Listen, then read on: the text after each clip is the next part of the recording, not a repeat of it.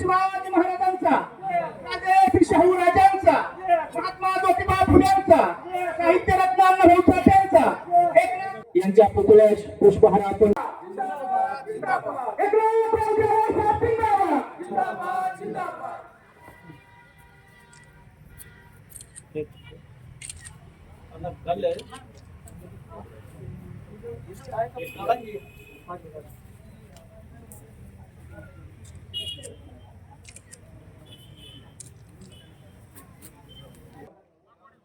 अशोकरावजी पालके यांनाही विनंती करतो की त्यांनी स्टेजवर स्थानपन्न व्हावं.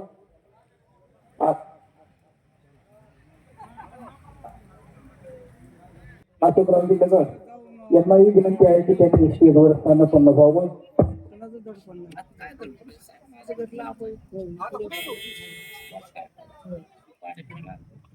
सचिनजी उदगडे साहेब यांनाही विनंती आहे की त्यांनी स्टेजवर स्थानपन्न व्हावं. सचिनजी उदगडे ही विनंती करतो की कृपया आपण स्टेजवर म्हणून दादा जगताप साहेब यांचा सत्कार करण्यासाठी मी ऑनलाईन चालू होईल ऍडमिशन. वडवणी मान्य कार्य तालुका तसेच या कार्यक्रमात आवर्जून उपस्थित असलेल्या विनंती करतो की आदरणीय अतिथीचा त्यांनी सत्कार करायचा आहे. त्यांना विनंती आहे कृपया सर्वांचं आदरणीय दादासाहेब असतील, मच्छिंद्र भाऊ गव्हाणे, आदरणीय सत्यनारायण जारडे साहेब यांना विनंती आहे कृपया स्टेजवर स्थानपन्न व्हावं. मधुकररावजी कांबळे साहेब यांनाही विनंती आहे की त्यांनी स्टेजवर स्थानपन्न व्हावं.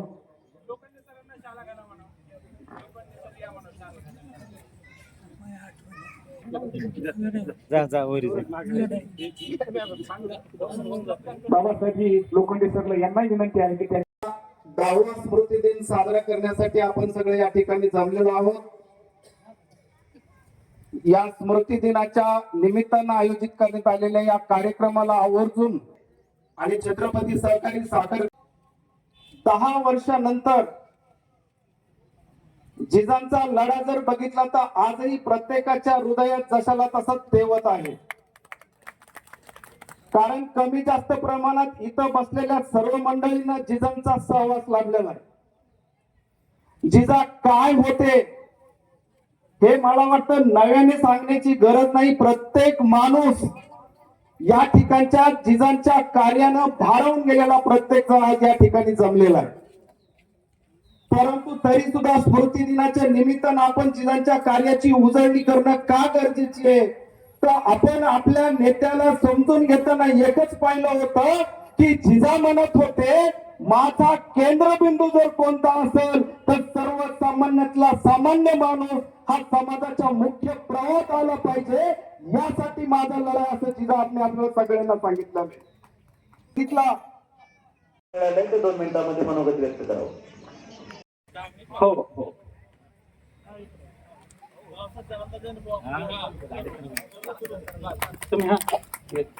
तुम्ही देणार आहे.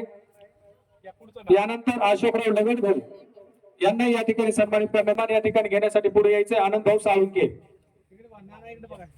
मी आहे काय प्रत्येकाला. यानंतर बाबा देशमाने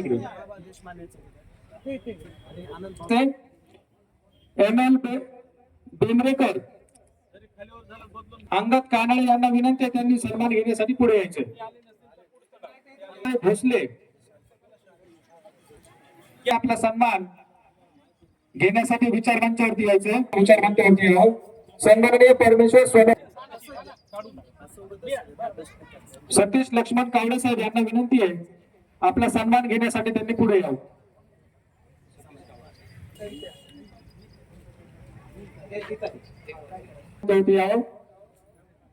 सन्माननीय संतोष गवळे साठी त्यांनी विचार मंचावरती यावं.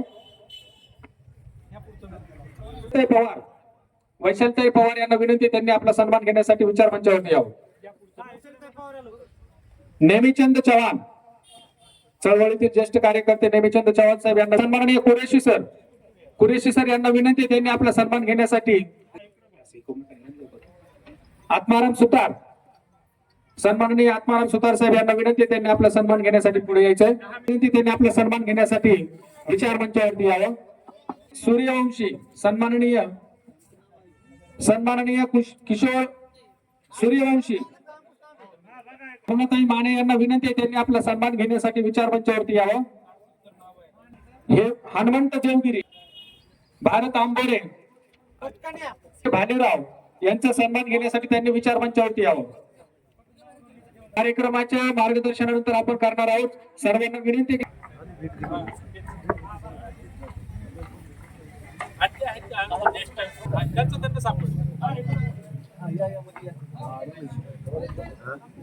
आणि आता पाऊस येणार आहे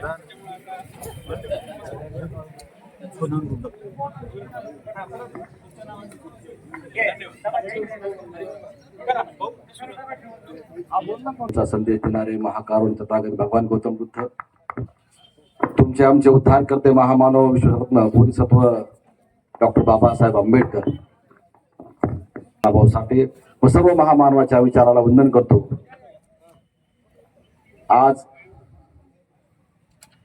जिजा यांचा स्मृती दिन, या निमित्तानं जिजाच्या पावन स्मृतीशी अभिवादन करतो.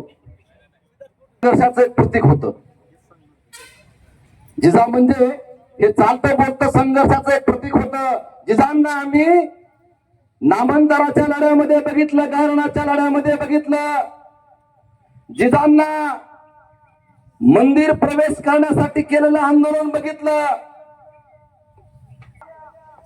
समाजाला न्याय देण्याचं कामही केलं. ज्यावेळेस मी नानाकडे दिल्लीला गेलो होतो, त्यावेळेस नानाची माझी भरपूर चर्चा झाली आणि चर्चेमध्ये नानांनी सांगितलं की जिजांना वैचारिक कार्यकर्ते देखील अपेक्षित आहेत. आणि म्हणून मला आपल्याला सांगावं असं वाटतंय की जिजाच्या नंतर या संपूर्ण बीड जिल्ह्यामध्ये एक थिंक टँक निर्माण झालेले आहे. त्या थिंक टँकचं नाव आहे सन्माननीय मिलिंद नाना आव्हाड. त्याच्यावर आपलं काय मत आहे?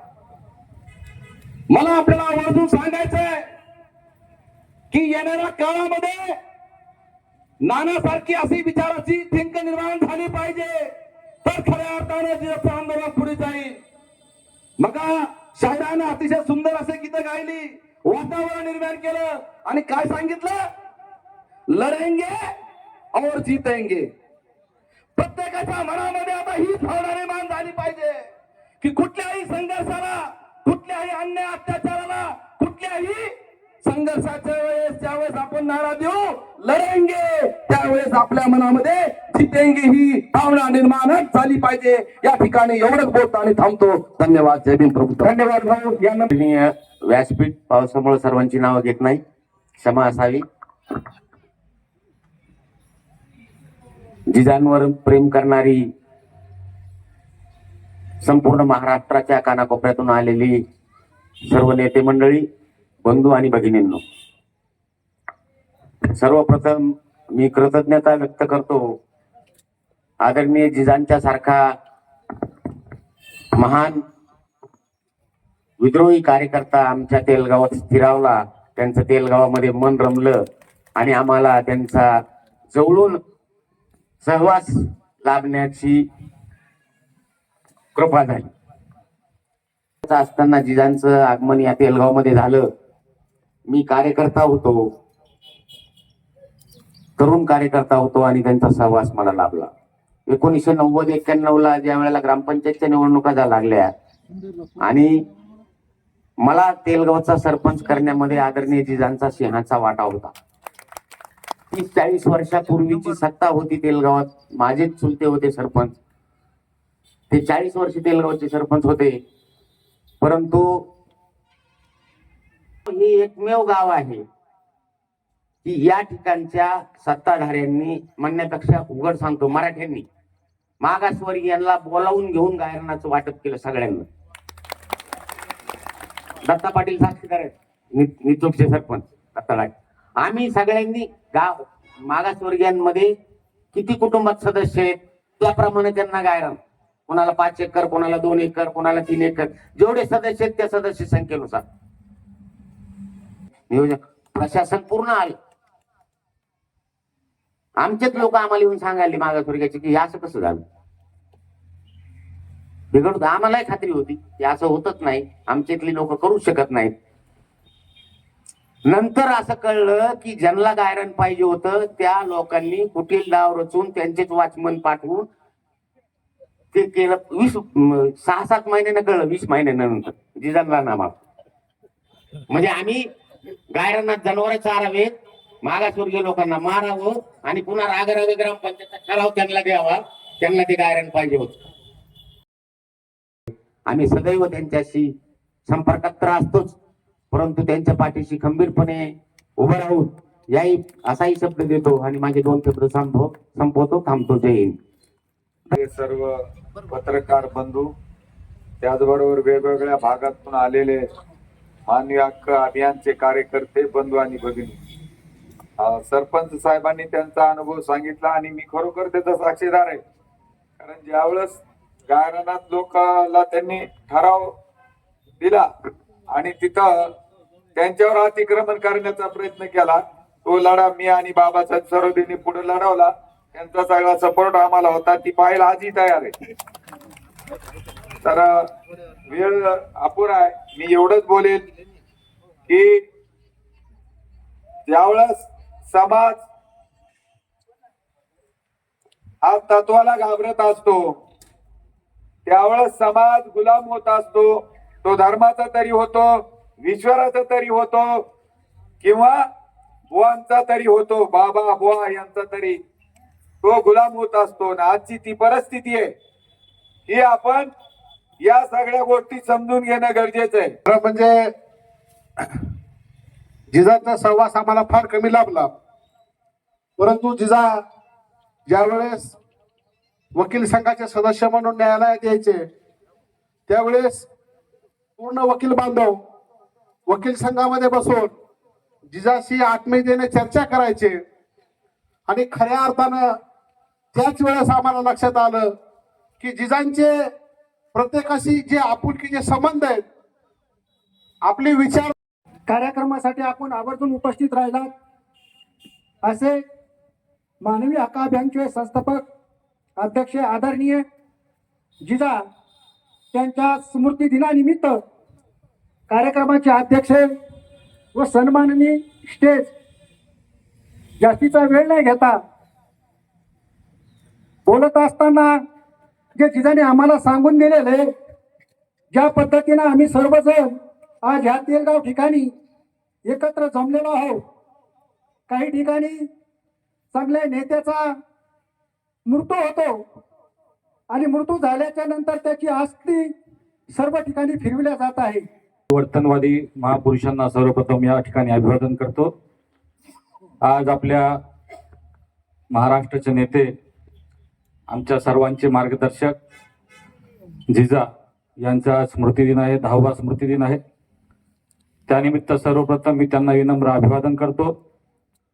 या महाराष्ट्रामध्ये शोषित पीडित लोकांसाठी रस्त्यावर येऊन आंदोलन करून आंदोलनाच्या मार्गातून त्या लोकांना त्यांचं गायरान मिळवून देण्याचं काम, त्यांचे अनेक प्रश्न मिटवण्याचं काम आदरणीय जिजांनी या महाराष्ट्रभरात केलेलं आहे. आमचे वडील लोकनेते विजय वाकोडे ते सुद्धा मला सांगायचे की महाराष्ट्रामध्ये एकच नेता बाबासाहेब आंबेडकरांच्या विचारावर चालणार आहे, ते म्हणजे एकनाथ आवाड साहेब म्हणजे जिजा.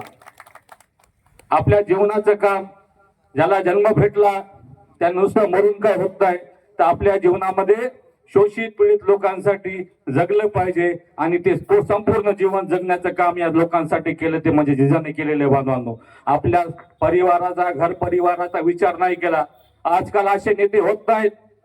एकनाथ आवाड साहेब म्हणजे ज्यांनी कधी आपल्या परिवाराचा विचार नाही केला, समाजाचा विचार केला, समाजातल्या प्रत्येक घटकाला न्याय मिळवून देण्याचं काम त्यांनी केलं.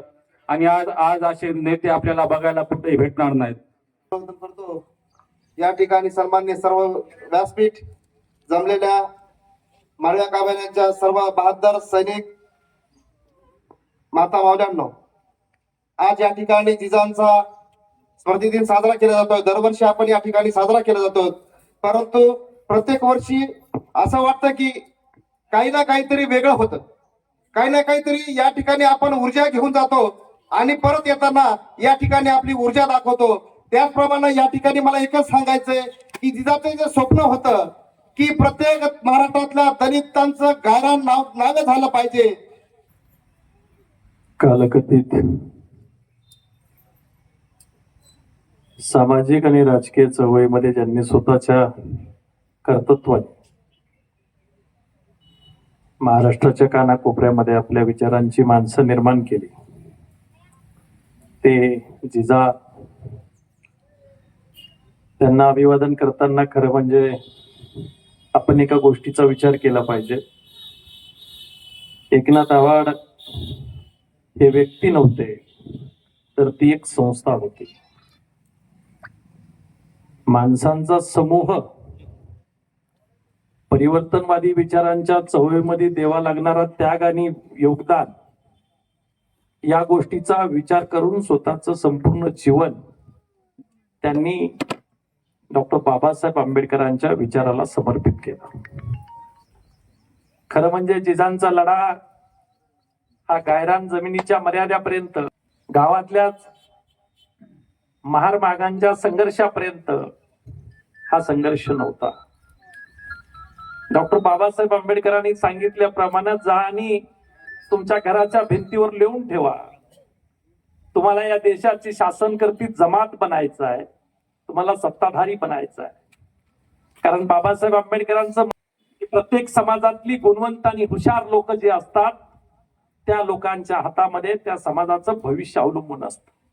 शिक्षणामुळे आम्हाला काही भेटलं असं आम्हाला वाटत असेल, केवळ शिक्षण वाघिणीचं दूध आहे, तो पिल्यावर गुरगुरल्याशिवाय माणूस राहत नाही असं म्हणण्याच्या पलीकडे जाऊन समाजात प्रत्यक्षात काम केलं पाहिजे ही भूमिका घेऊन जिजांनी आयुष्य आपलं पूर्ण वाहून घेतलं. आणि म्हणून जिजाच्या विचारांचा हा वसा आणि वारसा पुढे घेऊन जाताना नानांनी ज्या पद्धतीनं स्वतःचे काही आयाम बनवलेत, या ठिकाणी एका वक्त्यानं उल्लेख केला की जिजांनी कुटुंबाकडे लक्ष दिलं नाही पण समाजाकडे लक्ष दिलं. चूक आहे हे वाक्य. जिजा इतका कुटुंबाकडे लक्ष देणारा चळवळीतला माणूस मला दुसरा कोणताही दिसला नाही, ज्यांनी स्वतःचं पोरग उच्च शिक्षित बनवलं. भारतातल्या नेता बनवणाऱ्या कारखान्याचं विद्यापीठ म्हणजे JNU, आणि त्या JNU विद्यापीठात स्वतःचा पोरगा प्राध्यापक होऊ शकतो हे दाखवून दिलं. त्यांचे जावई बघा, त्यांचे सगळे पाहुणे रावळे बघा, ते उच्च पदावर आहेत. काय बाबा, बरोबर आहे? याचा अर्थ असा आहे की जिजांनी परिवर्तनाची सुरुवात स्वतःच्या कुटुंबापासून केली. आपल्या कुटुंबातली पोरं उच्च शिक्षित झाली पाहिजेत, आपली पुढची पिढी शिकली पाहिजे, सवरली पाहिजे. आपल्या कुटुंबाचं परिवर्तन करत असताना मग समाजाला सांगू शकतो आम्ही हे तुम्ही करा. आणि म्हणून चळवळीतल्या पोरांना माझी विनंती आहे, समाजातलं काम करत असताना तुम्हाला अभिमानाने सांगताय की माझ्या कुटुंबात सुद्धा आहे. काही लोकांना माहित नसेल, जिजांची पत्नी अमेरिकेत नोकरी करते.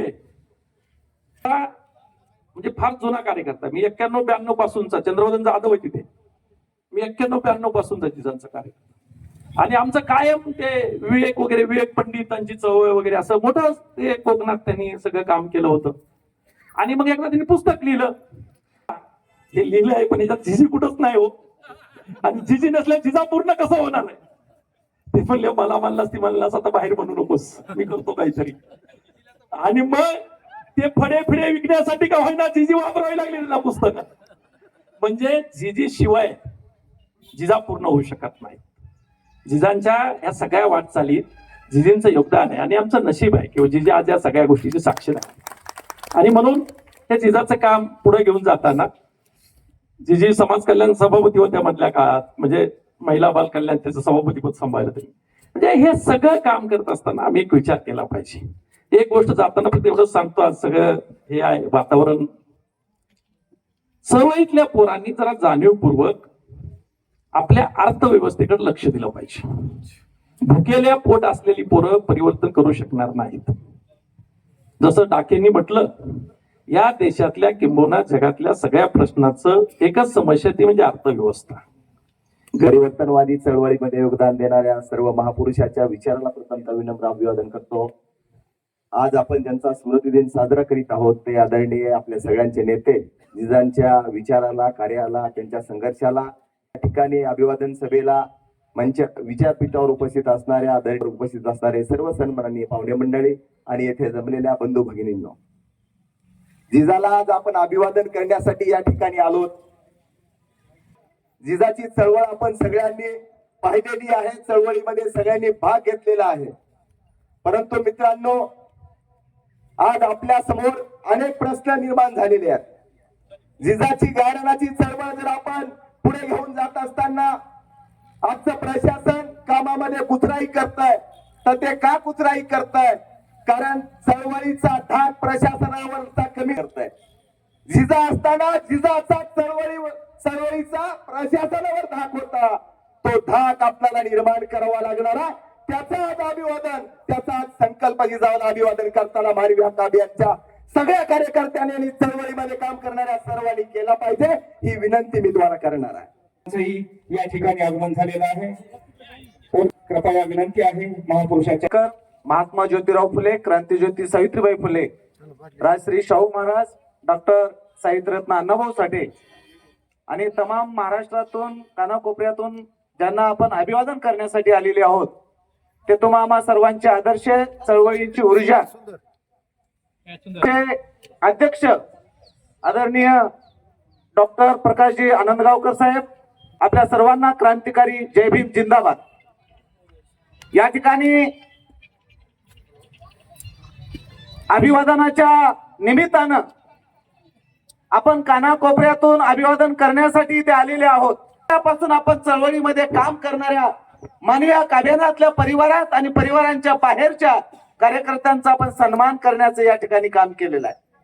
हे करत असताना हायकोर्टामध्ये जे वकील मंडळी आहेत त्यांनी विनामूल्य चळवळीचं काम करत असताना त्यांच्यावर या इथल्या कायद्यांचा भंग केला, कायदा मोडला, तर त्यांचं विनामूल्य कोर्टांमध्ये केस चालवण्याची जबाबदारी ही वकील मंडळी घेत असतात आणि त्यांच्या कार्याचा सन्मान कुठेतरी झाला पाहिजे. म्हणून या ठिकाणी हायकोर्टामध्ये तरुण तडफदार इथे शिवानंद टेकवाड साहेब आहेत. यानंतर विकासजी पापडीकर यांना विनंती करतो की त्यांनी जिजाच्या स्मृतिदिनी या ठिकाणी विनम्र अभिवादन करतोय आणि त्याचबरोबर लढाईचं कसं आणि जगायचं कसं ह्या महाराष्ट्रातल्या शोषित वर्गाला ज्यांनी शिकवलं, त्या जिजाच्या वादळी आयुष्याला सुद्धा मी या ठिकाणी सुरुवातीला विनम्र अभिवादन करतोय. संपूर्ण विश्वाला सुखाचा, शांतीचा, करुणेचा महामंत्र देणारे शांतीदूत भगवान गौतम बुद्ध,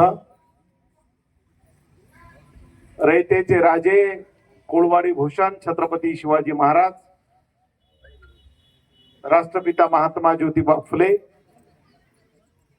श्रीमंत राजे छत्रपती शाहू महाराज, तुमचे माझे उद्धारक, विश्वभूषण, विश्वरत्न, दिग्विजय नेते परमपूज्य डॉक्टर बाबासाहेब आंबेडकर, साहित्यरत्न अण्णाभाऊ साठे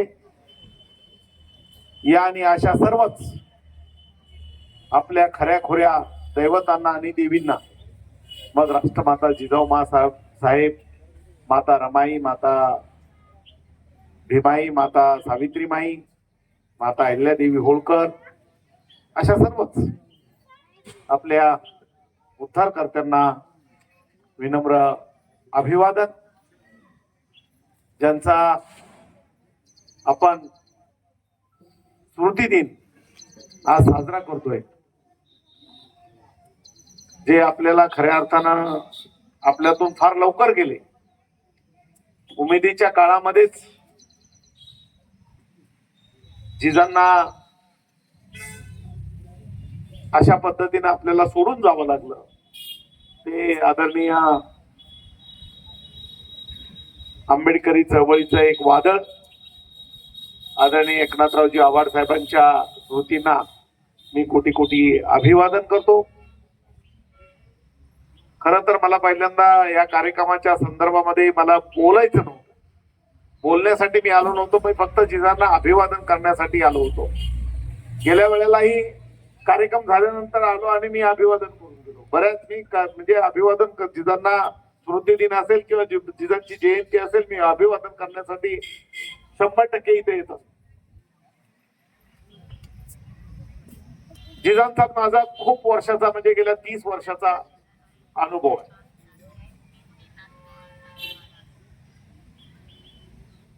आंबेडकरी चळवळीमध्ये जिजाचे सहकारी दादासाहेब इथं उपस्थित आहे. आता नानांच्या नेतृत्वाखाली डॉक्टर मिलिंदजी आव्हाड नानांच्या नेतृत्वाखाली जिजांची परिवर्तनांची चळवळ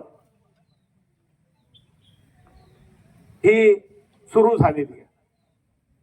आमच्यामध्ये राजकीय मतभेद असू शकतात, ते माननीय कांशीराम साहेबांना द्यावा लागेल, ही सुद्धा गोष्ट आपण अधोरेखित केली पाहिजे.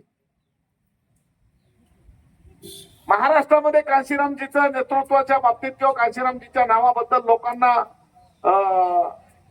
एवढे अभ्यास नाही जेवढा अभ्यास जगामध्ये आणि देशामध्ये. महाराष्ट्र तरी पुरोगामी आहे, पण ते राज्य माणूस गेला तर 4 वेळेला निळा झेंडा लावण्याचं काम या काही मान्यवर कांशीरामजीने केलं. तिथं तर महारी नाही, जिजांच्या पोटी जन्मले म्हणून ते वंशज ठरू शकत नाहीत असं मी मानणारा माणूस आहे. तुम्हाला त्यांच्या रस्त्यावरच जाता आलं पाहिजे, तरच खऱ्या अर्थानं तुम्ही त्यांचे वंशज ठरू शकता. ही गोष्ट या महाराष्ट्रामध्ये आपण तुटके फुटके नगरसेवक सुद्धा निवडून आणू शकत नाही. त्या कांशीरामजींनी अख्ख्या बाबासाहेब काय म्हणाले, तुमच्या बुद्धीचं मंथन झालं पाहिजे. आपल्यामध्ये एक ट्रेंड आलाय म्हणजे नाना तिकडे मोदीचे अंधभक्त आणि महाराष्ट्रामध्ये आता एक अंधभक्तांची फळी निर्माण झालेली आहे. कुणी जर विरोधात बोललं तर त्याला शिव्या आई बहिणीवर नाही त्याच्या ज्याच्यावरती सुद्धा शिव्या दिल्या जातात. इतके खानेरडी पद्धत आंबेडकरी चळवळीमध्ये असू शकत नाही. आंबेडकरी चळवळ याच्यावरती विश्वास ठेवत नाही. आंबेडकरी चळवळ ही विचारावर विश्वास ठेवणारी चळवळ आहे. आणि कांशीरामजींनी देशामध्ये जर हे उभं केलं असेल तर महाराष्ट्रामध्ये एकनाथराव आव्हाडांनी या पारद्याच्या पोरीला सुनीताला उभा करून सांगितलं की तुला बोलण्याचा अधिकार बाबासाहेबांनी दिलाय, तुला बोलावंच लागेल आणि तुला या परिवर्तनाच्या लढाईत यावंच लागेल. ही किमया या महाराष्ट्रात कोणी केली असेल? एकनाथराव आव्हाड साहेबांनी केली. आमच्यात मतभेद होते, फक्त आम्ही एखाद्या रूम मध्ये बसल्यावर मतभेद आम्ही एकमेकाबद्दल बोलत होतो, एकमेकाला टोचायचं काम करत होतो, हे दादासाहेबांना चांगलं माहिती. परंतु रस्त्यावरती आलो, एक प्रसंग होता की मला अटक झाली. मला पोलीस स्टेशन मध्ये कोंडलं. माझा जामीन होऊ नये म्हणून सगळे प्रस्थापित एकत्रित आले जिल्ह्यातले. जोगदंड सर आहेत का? जोगदंड सरना लेकीचं नातंही तोडलं. लेकीचं नातंही तोडून टाकलं जोगदंड सरांनी माझ्यासाठी. एकनाथ आव्हाड साहेबांना लोकांनी सांगितलं की बाबुराव पोटभरेचा दावा वाजली, तुम्ही आता बाबुराव पोटभरेच्या विरोधात. त्यांनी सांगितलं बाबुराव पोटभरे हा माझा लहान भाऊ आहे, मी त्याच्या पाठीशी खंबीरपणाने उभं राहिल्याशिवाय राहणार नाही. ज्या वेळेला माझी जामीन झाली त्यावेळेला मिरवणूक काढण्याचं काम एकनाथ आव्हाडांनी केलं, कोर्टापासून ते बाबासाहेबांच्या पुतळ्यापर्यंत. मी काय फार तीर मारून आलो नाही, तुम्ही साक्षीदार आहेत, गोले पाटील साहेब साक्षीदार आहेत. मी काय तीर मारला नाही, मी व्यवस्थेच्या विरोधात लढत होतो म्हणून ते म्हणायचे माझा बारका भाऊ हे व्यवस्थेच्या विरोधात लढतोय. ना आमदार जगवत नाही, ना माझे आमदार कोणी जगवत नाही, ना खासदार कोणी जगवत नाही. हा समाज सन्मानानं जगणारा समाज आहे. हा भिकारी समाज नाही, तो भीक मागत नाही. कष्टानं जगणारा महार मान सांबार ढोर कैकाडी वडर हा समाज, पारधी हे सगळे समाज सन्मानानं आणि स्वाभिमानानं जगणारे आहेत. या समाजाला गती देण्याचं काम एकनाथ आव्हाड साहेबांना श्रद्धांजली द्यायची असेल तर या समाजाला गती देण्याचं काम आपण करूया.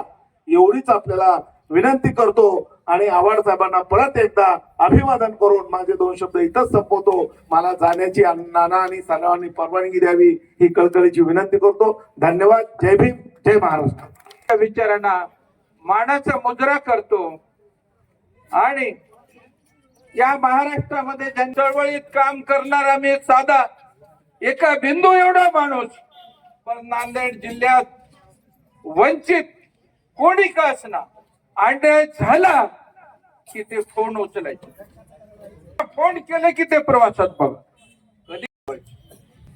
सर्वात प्रथम आपण ज्यांच्यासाठी इथं थांबलेलो आहोत, आलेलो आहोत, एकत्रित जमलो आहोत, असे आदरणीय एकनाथरावजी आव्हाडजीजा यांच्या स्मृतीस मी विनम्र अभिवादन करते. महामानवांच्या विचारांना मी अभिवादन करते आणि सगळ्यांचं नाव मला घेता येणार नाही, नॉट पॉसिबल, पण विचारपीठावर सगळे मान्यवर आणि महाराष्ट्रातून जिजांवर प्रेम करणारे सर्व कार्यकर्ते, महिला, यांना सगळ्यांना जय भीम. मी 2 गोष्टी सांगेल कारण वेळ नाही म्हणतात आणि तरी सुद्धा एखादा मिनिट मला जास्त द्यावा असं मला वाटतं. मी सत्यवान संदर्भात मला बरेचसे लोक सोशल मीडियावरती, रील मधून, युट्यूबच्या चॅनल वरून, फेसबुक वरून मला बघतात, माझे व्हिडिओज बघतात आणि मी आज जे काही इथं स्टेजवर बोलते याचं श्रेय जिजांना आहे. कारण एक महत्वाची गोष्ट जी इथे माहीत आहे की नाही मला माहित नाही, परंतु मी जेव्हा संघटनेत आले 2005 6-7च्या वेळेस, तर 6-7च्या वेळेस संघटनेत आल्याच्या नंतर जिजांनी 2 कार्यकर्त्यांना घरी बसवलं होतं माझ्यामुळं. त्या कार्यकर्त्यांचं असं म्हणणं होतं की जिजा तिला कशाला घ्यायचं होती, त्याची कार्यकर्ते आहे. आता पोटभरे साहेब गेले ना, तर जिजांना सांगितलं होतं की ते सत्यवान संदर्भात पोटभरे साहेबाची कार्यकर्ती, तिला कशाला घ्यायचं. जिजा मला आरोग्यात आहे हो, ती सुद्धा खालच्या याच्यातली आहे, आपल्याकडे आली, ती कुठं काम करत होती ते करू द्या, पण ती आता आपल्यात आलेली आहे आणि तिला संधी देणं गरजेचं आहे. आणि तुम्ही जर एखाद्या महिलेला अशा पद्धतीनं जर तुम्ही विचार करत असाल तर तुम्ही काही कामाचे नाही. तुमच्यासारखे मी 100 कार्यकर्ते घरी बसवीन, पण तिला संधी देणं गरजेचं आहे. कारण आतली बात मी सांगते, मी आंधवणी महार आहे, हे मला इथं आल्याच्या नंतरच जिजांकडून कळलं. जिजांच्या इथं आल्याच्या नंतरच मला त्याचा अभ्यास झाला. मला अगोदर माहितच नव्हतं, मी महार होते, मला एवढंच माहित होतं, पण नंतर कळलं की माझ्या महारामध्ये सुद्धा खालचे वरचे आहेत, तर मी खालची महार आहे. आज त्याच्यात विलय भेदभाव आहे, तसा सगळीकडेच आहे रोटी बेटी व्यवहारातला भेदभाव, तर त्याच्यातल्या भेदभावातली मी महार होते. आणि त्याच्यामुळे जिजांना असं वाटायचं की सत्यभामाला संधी दिली तर सत्यभामा आंधवणी महारासाठी तरी काम करीन, आणि म्हणून मला संधी दिली. आणि त्या संधीचं मला असं वाटतं की कुठंतरी थोडं का होईना मी त्याचं हे करून मी आज उभी आहे. तुम्हाला सांगते, महाराष्ट्रामध्ये माझ्यासारख्या शिकलेल्या प्रत्येक जातीतल्या खूप साऱ्या महिला ज्यांना बोलण्याची सुद्धा संधी मिळत नाही, घरामध्ये त्यांच्या हक्कावर बोलता येत नाही, FIR म्हणजे काय माहित नाही, तक्रार कुठे द्यायची माहित नाही, ठाणे अंमलदार कोण, DYSP कोण, PSI SP, हे जे काही वेगवेगळे कायदे तयार झालेले हे सुद्धा बायांना माहित नसते. PhD झालेल्या बाया सुद्धा. आज माझ्याकडे जिंतूरचं प्रकरण, रिटायर PSI न पोरीला 9 लाख हुंडा द्यालाय धम्मदानाच्या नावाखाली. एकीकडे कन्यादान आणि एकीकडे धम्मदान, हुंड्याची पद्धत कशी रुळली.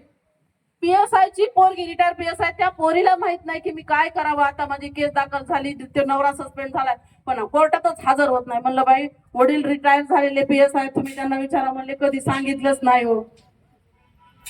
जिजांनी आम्हाला ट्रेनिंग दिलेले कार्यकर्ते जिजांनी तयार केलेले आहेत महाराष्ट्रात. आमच्या सारखे ज्या महिला आहेत किंवा जे काही कार्यकर्ते यांना उभं करण्याचं काम जिजांनी केलेलं. मी पोलीस स्टेशनला एक म्हणजे जिजा होते तेव्हाची गोष्ट, आमच्याकडे एक PSI होते ग्रामीण पोलीस स्टेशनला.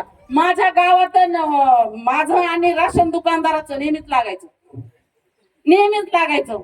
जेव्हा मला पोलीस कोठडीत 2-3 रात्र काढावं लागल्या चोरीच्या खोट्या आरोपाखाली, तेव्हा जिजा आणि पोटभरे साहेब आमच्या मागे उभं राहिले.